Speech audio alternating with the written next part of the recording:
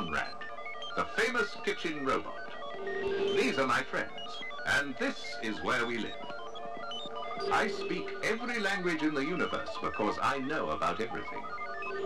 Here's my assistant next door in the laboratory, and I can show you how to do amazing scientific experiments just like she does. But you can do them in your own kitchen at home. So, are we ready? Yes! Yeah! Tom! Thread!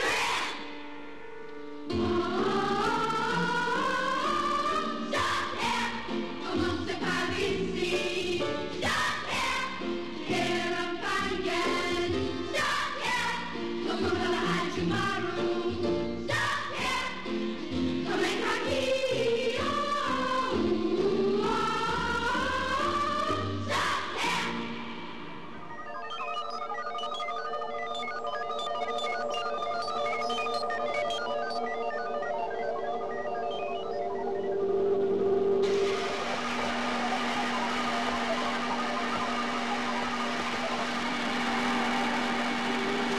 Just think of all the things in this kitchen that spring into action by the simple flick of a switch. I mean, when you look around, we'd be in real trouble if the switches stopped working, wouldn't we? It'd be cold food for a start.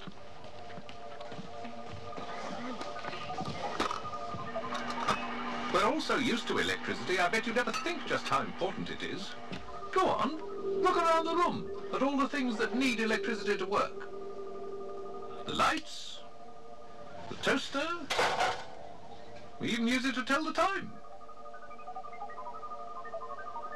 It helps to keep our clothes clean. Wherever you look, you see gadgets and tools and appliances that need electricity to make them work. It's useful stuff, all right, but never forget, the electricity that comes out of the plugs to make all this possible is extremely dangerous stuff. Never play with it. Now, I'm going to show you how to do experiments with the kind of electricity that is safe to use. So, make some room and let's get going. Now, you know I'm electric, but did you know you've got electricity stored up inside you too? We'll use that electricity for our first experiment. Leah, hold the comb over those little bits of paper and see what it does.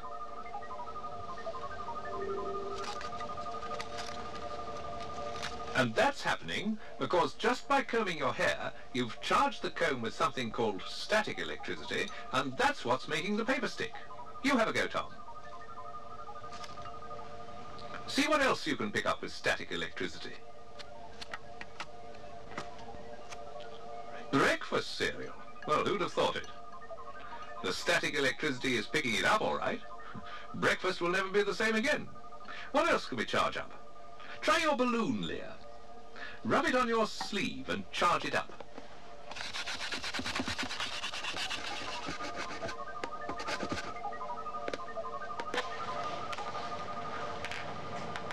That's even better than the comb. It's jumping up like magic.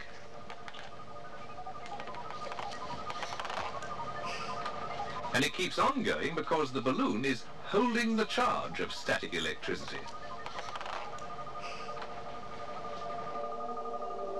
Charge up another balloon, Piers. Rub it hard on your sleeve and over to the sink. You need just a thin trickle from the tap. A final rub to get that static electricity going again. Now hold the balloon near the water. It's pulling it right over. Be careful not to get the balloon wet because it won't work.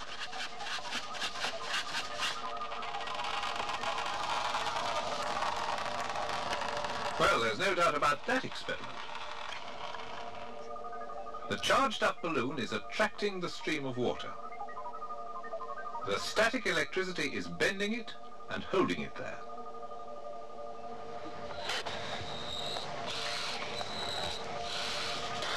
Right, get it charged up, Tom. That's it, rub it hard. What else will it stick to? Any ideas, Leah? Sticks like glue. The next time we have a party, you can stick the balloons to the ceiling and decorate the place. What else will it attract? Try that long piece of paper.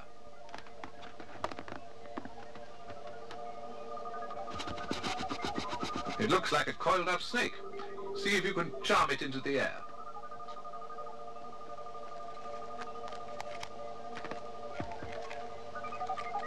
Oh, the whole lot's going up.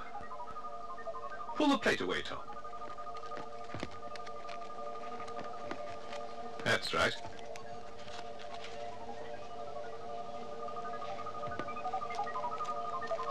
You've done it. The balloon's holding it up there. And down it goes. Now, what exactly is happening when you do all these things with static electricity? Well, for the next experiment, you need a jar and a skewer and some more tissue paper. And we'll try to find out. Right, get it set up, Tom. Screw the lid on tight.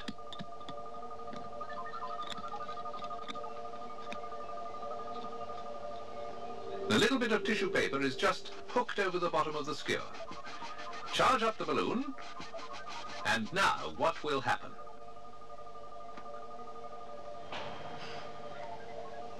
The tissue paper's on the move again.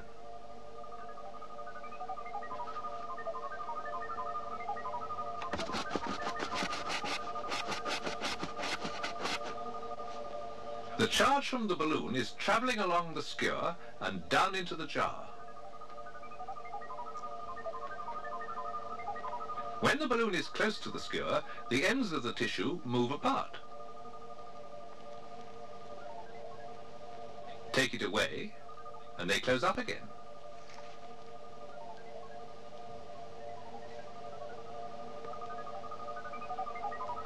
Let's just do one more static electricity experiment. You'll need the balloon again. Now, I said before that we've all got electricity in our bodies. So, let's see how much Leah has in hers.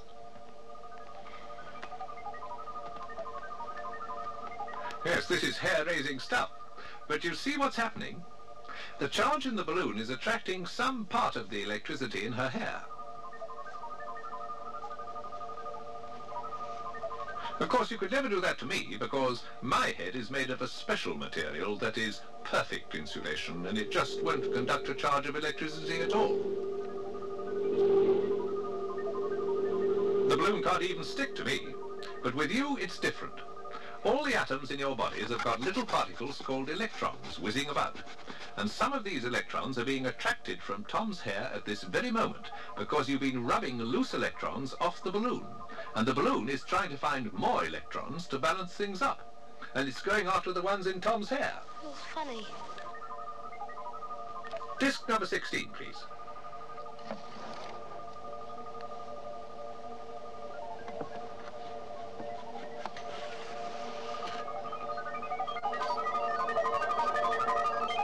The particles and ice crystals rubbing together in storm clouds sometimes produce lots of static electricity.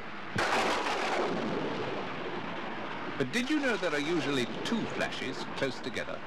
A faint one comes down from the clouds like this, but the bright one you usually see is actually loose electrons jumping from the Earth back into the clouds.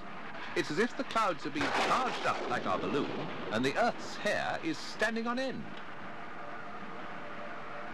About 250 years ago, Benjamin Franklin was the first person to work out that lightning was electricity, and he invented the lightning conductor. But he took a terrible risk. He flew a kite in a thunderstorm just to see what would happen, and he was very nearly killed when it was struck by lightning. Before we do any more experiments, I must tell you something very, very important, and you must never forget it, so listen carefully. Nobody should ever do experiments with the electricity from the wall plugs or the light sockets. That is a different kind of electricity, and it is extremely dangerous. So keep them switched off. That's right, players, switch off, because no matter what happens, you never touch that for an experiment. We use something much neater, a small battery which is very safe. Right, connect up for our next experiment. Piers, you're in charge of the red wire, and Surya, you're in charge of the black wire. The first thing to do is to make what's called an electrical circuit. Take the red wire and clip it onto one of the torch bulb terminals, and the black wire goes onto the other terminal. The light goes on, and you've made a circuit, and that means that electricity is flowing from one side of the battery to the other. A circuit. Disc number 10, please.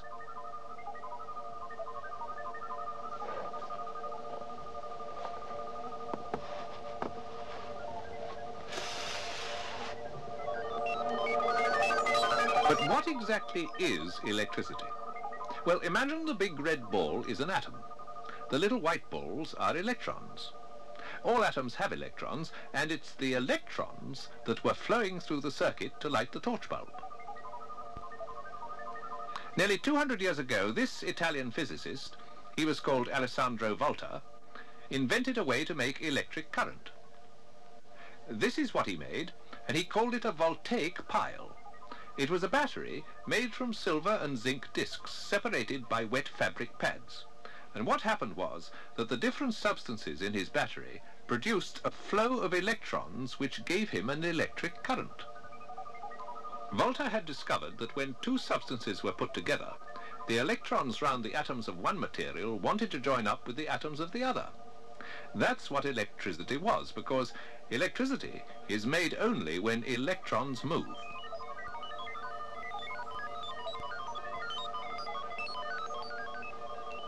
If you look inside a torch battery, you find various substances, and they're doing exactly what Volta's pile did. The electrons from one of the substances are racing to join the atoms of another substance.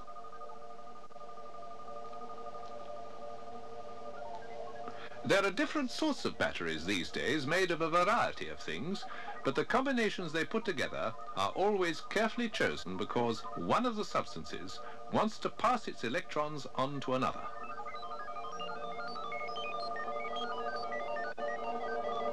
Then all you have to do is to get the electrons to flow along a piece of wire and lead it to where the electricity can be used. Let's see if we can make our own battery. Yes, lemons, useful.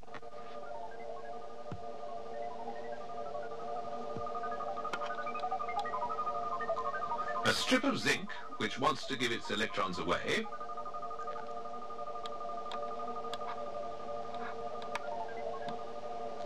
And a piece of copper which wants to take up electrons.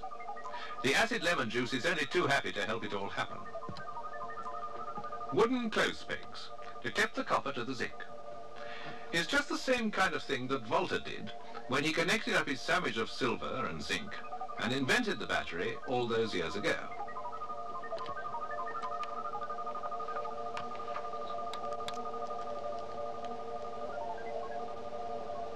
And with only 3 lemons, there's already a flow of electrons that can be measured on the special meter we borrowed from the laboratory.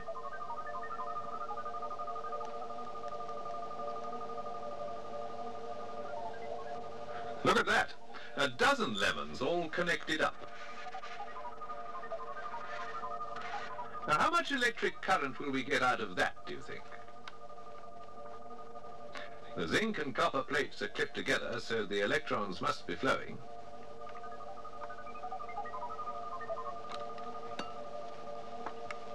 It's not much electricity, but it's just enough to get this tiny little motor going.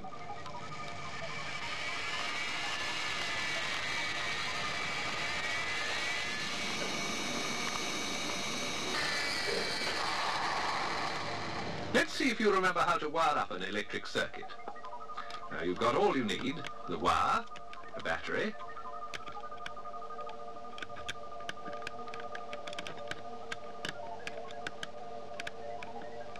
show me the battery terminal there. Yes, and how is it wired? The wire leads down to the light bulb. Yes. And the black wire should return to the other battery terminal. But I see it doesn't. There's a gap. And that's where we're going to put a light switch, so that when it's on, it completes the circuit back to the battery again.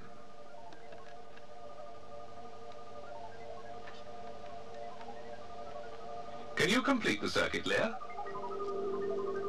The light hasn't come on. Have you got a better idea, Tom? A paperclip, eh? That does it.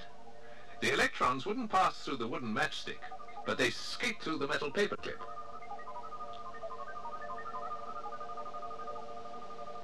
Up and the bulb is off. Down and the light goes on. That's interesting. The plastic spoon handle won't let the electricity pass, but the metal part of the spoon does. That means it's a good conductor of electricity. But the plastic is a bad conductor because it won't let the electrons pass through it. You see, the light doesn't go on when the plastic handle is part of the circuit. That's why they cover electric wire with plastic, of course. It doesn't conduct electricity, so it keeps the current safely in the wire. Strip off the plastic covering.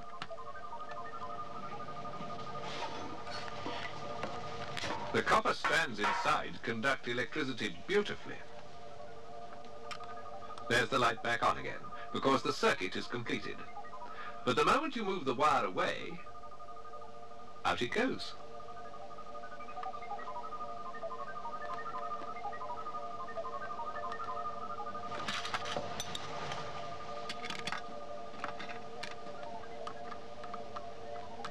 That's the principle of the electric switch. Electricians call it making and breaking the circuit, and you can see why.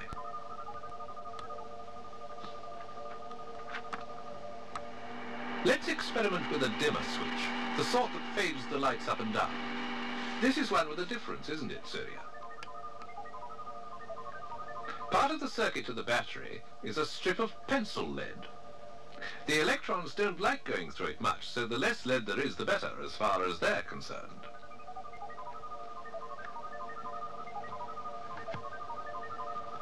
Once you know that, you can make a dimmer switch.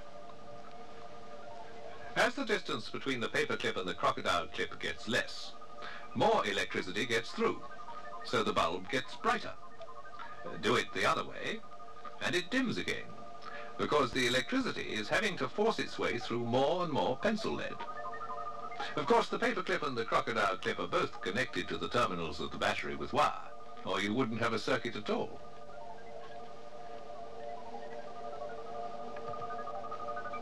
And if there wasn't a bulb, there'd be no point in having a dimmer switch. Switching to replay. This is Thomas Alva Edison, and we have him to thank for inventing the first practical electric light bulb.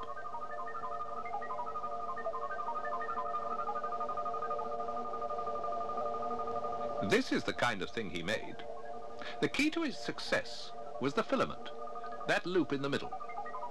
Edison found that if it was made of a material that resisted the electric current, then it would glow when the electrons tried to get through. What happens is that the electrons collide with the atoms in the material the filament is made of, and it makes them jiggle about so much that they give off light. They also give off heat, because light and heat tend to go together when electrons start moving around fast. If you choose a substance with atoms that really don't like too many electrons passing by, and you make it thin enough, you can use it as an electric fuse. Too much current, and the fuse wire just melts and breaks the circuit because its atoms just can't take any more.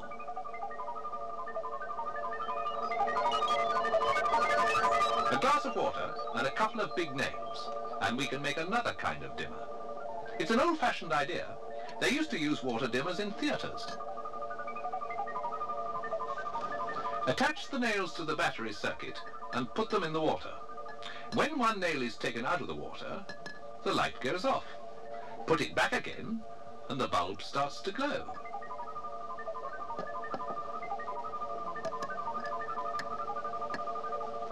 The water molecules are stopping some of the electrons trying to complete their circuit. So if you don't put enough of them in the water, you get a dimmer light. Look at those bubbles.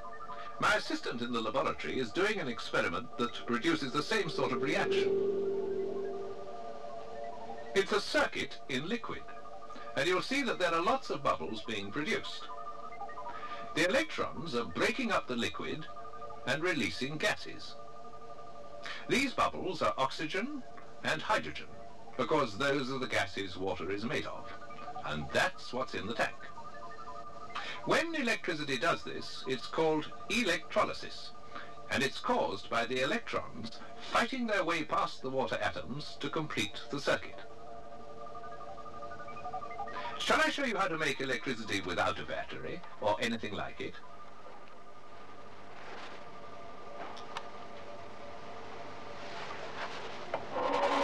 You need a magnet and a loop of wire, that's all. And that's all you do. Pass the wire between the poles of the magnet. The wire is plugged into that meter so you can see and measure how much electricity you're making. It's as simple as that.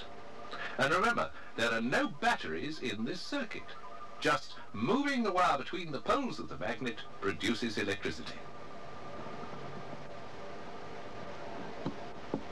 You can do it the other way round. Hold the wire still and move a magnet through it.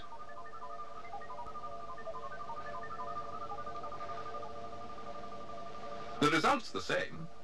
Electrons start racing through the wire and you've got electricity. That little white spot moving on the meter shows that it's there. Watch this. When my assistant props up the horseshoe magnet that way round, because it's easier to do this experiment that way, and places it so the poles are on either side of a small coil of wire, she can make the coil spin by plugging it into a battery. Look.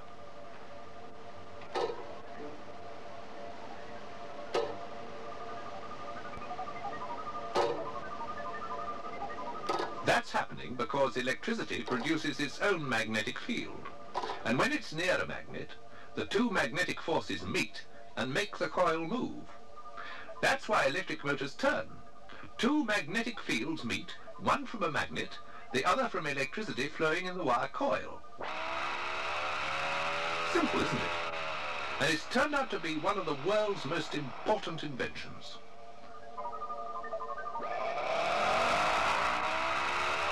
The electric motor.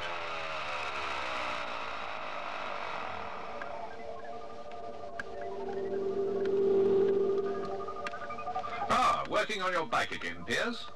Adjusting your dynamo? Good. Yes. You don't have to turn a wire coil, you can turn the magnet instead. The dynamo on your bicycle produces electricity and powers the lights by doing just that.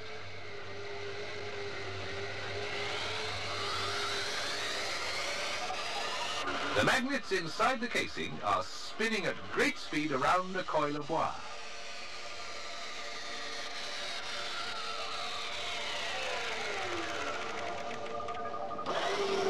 And, as I was saying, what would we do without electricity? Well, this place would come to a grinding halt.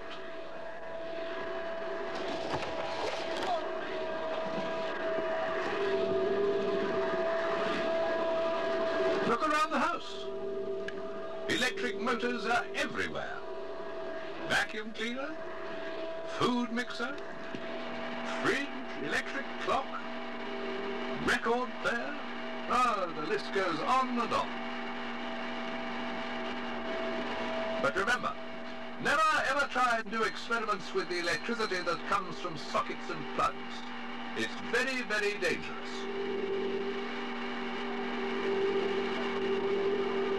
Stick to batteries, like I do.